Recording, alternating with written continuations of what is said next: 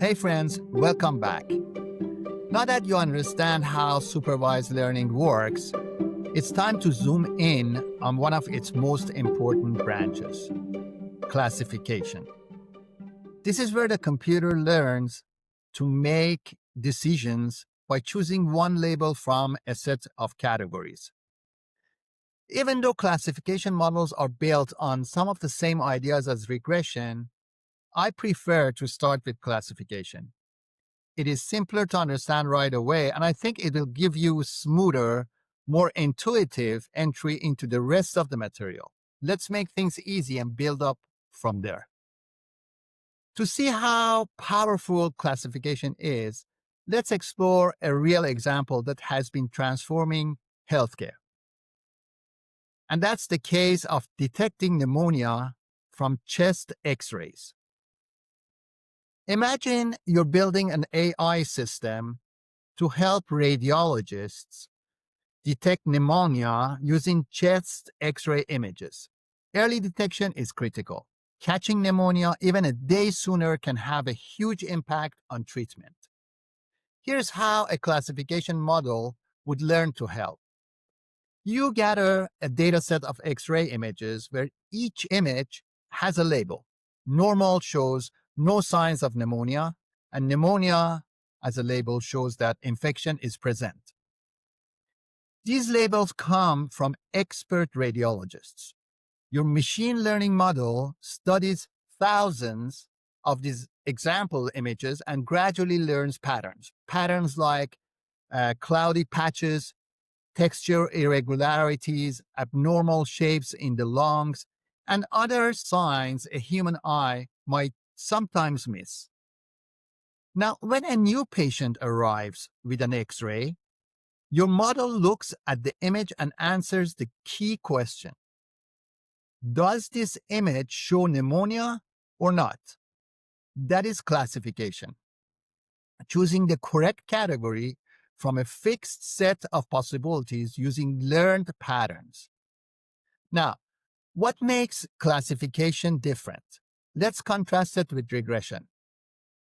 Regression predicts numbers, any number along a continuous range, whereas classification predicts categories, a small, fixed number of answers. For the pneumonia example, there are only two possible outputs, normal or pneumonia. It doesn't predict 27% of pneumonia or 95.3% of pneumonia. It must decide which category the image belongs to. That limitation to finite labels is what defines classification.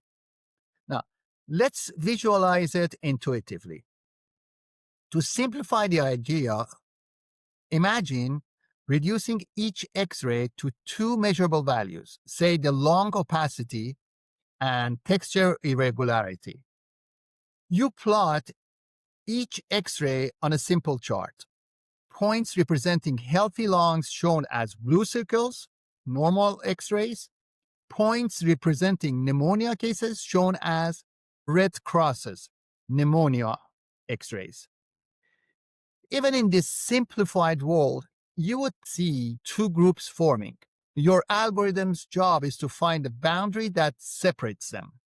When a new patient comes in, the model checks where their point lands relative to that boundary and chooses the proper label. That dividing line is the heart of classification, a mathematical decision boundary learned from examples. Now, classification isn't always just two labels. In real systems, classification often involves more than two categories. For example, a lung disease classifier might detect three types of infection, or a wildfire camera might classify animals as deer, fox, bear, or bird. A document sorter might label emails as personal, work, promotion, or spam. Whether it's a two labels system or 20, the idea is the same. The algorithm must choose one class from a limited set of possible outputs. One important thing is that adding more clues makes the model smarter. In real pneumonia detection systems, the model doesn't rely on just one clue or two. It analyzes many features, texture variations, the shape of the lung outline, asymmetry between left and right lungs, brightness patterns, and much, much more. Each detail adds another dimension to the learning process, helping the model draw a more accurate and complex decision boundary. This multiple feature perspective is what makes classification systems powerful enough to assist doctors in real diagnostics.